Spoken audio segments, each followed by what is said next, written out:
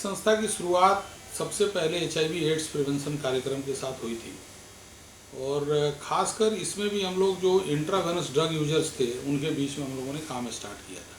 2013 में Delhi state AIDS control organisation के साथ मैट्रिक्स ने एक एग्रीमेंट किया जिसमें दिल्ली में रहने वाले सुई से नशा करने वाले लोगों के बीच में काम करने का अभियान हम लोगों ने शुरू किया।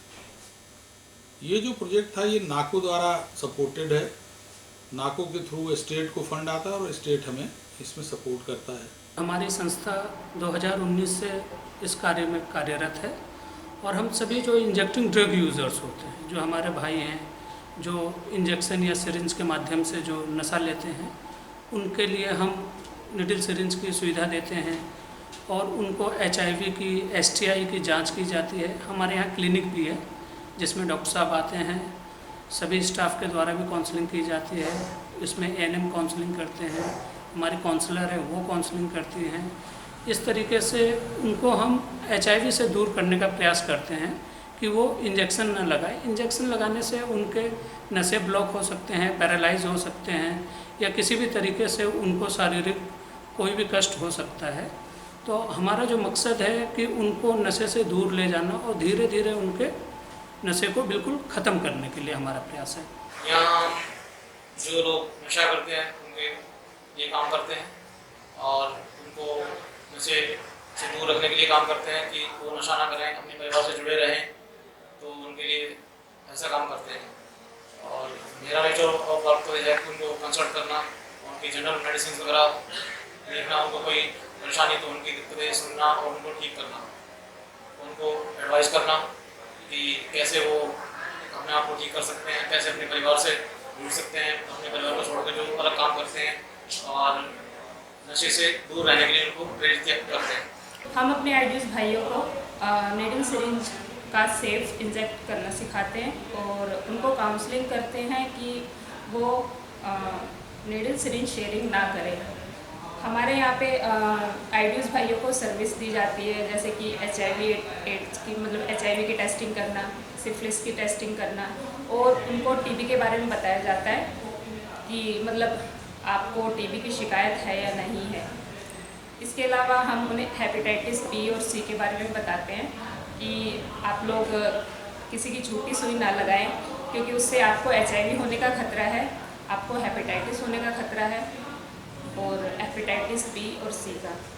इसके अलावा हम लोग अपने आइडियस भाइयों को ICTC सेंटर रेफ़र करते हैं, वहाँ पे उनका HIV टेस्ट किया जाता है, सिफिलिस का टेस्ट किया जाता है और जो हमारे आइडियस भाई पॉजिटिव निकलते हैं उनको हम ART पे लिंक कराते हैं।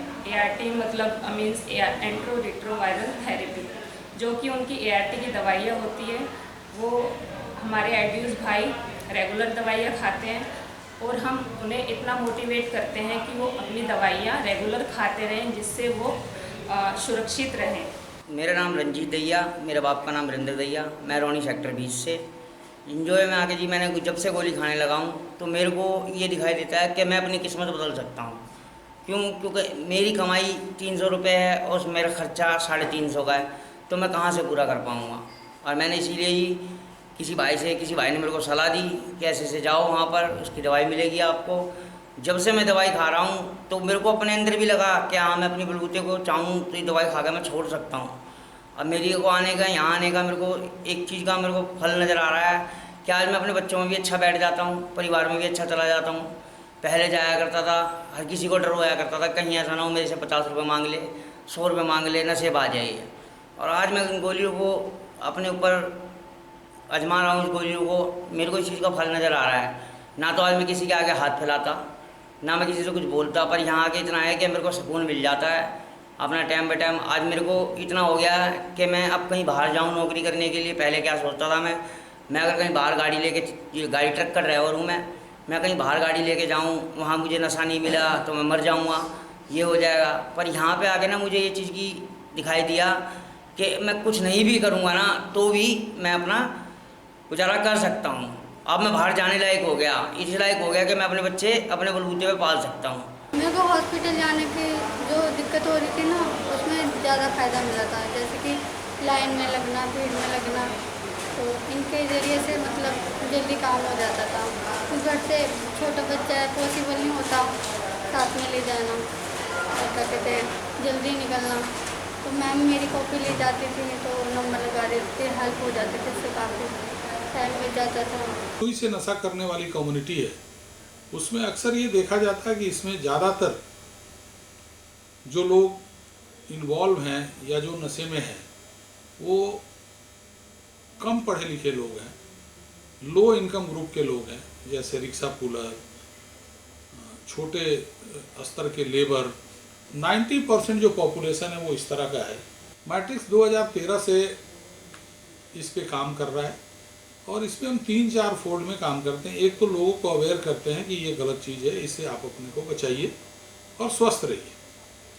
अगर नहीं बचा सकते हैं तो इसमें जो सेफ प्रैक्टिसेस है उसको आप अपनाइए। तो ये हमारा HIV एड्स का प्रोग्राम है और ये प्रोग्राम केवल हम लोग दिल्ली में नहीं कर रहे हैं, इसके अलावा हरियाणा में भी कर रहे हैं। इसके अलावा इस पे हम लोग अलग अलग कम्युनिटी में झारखंड स्टेट के साथ भी कर रहे हैं, राजस्थान स्टेट के साथ भी कर रहे हैं।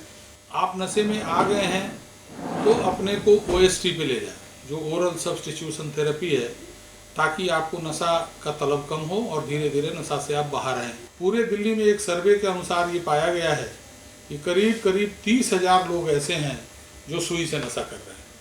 तो हमारा प्रयास है मैट्रिक्स सोसाइटी का कि हर आदमी स्वस्थ रहे और जो इस नशे में आ गया है उसको कैसे बाहर निकालें, कैसे वो स्वस्थ रहे और अवेयरनेस के थ्रू आगे लोगों को बताएं कि इसमें इस जाल में न फंसें और अपने को स्वस्थ रखें। इस बड़ी दुनिया में कभी कोई ऐसा गुनाह मत करना और अपने माँ बाप को अपने से कभी जुदा मत करना।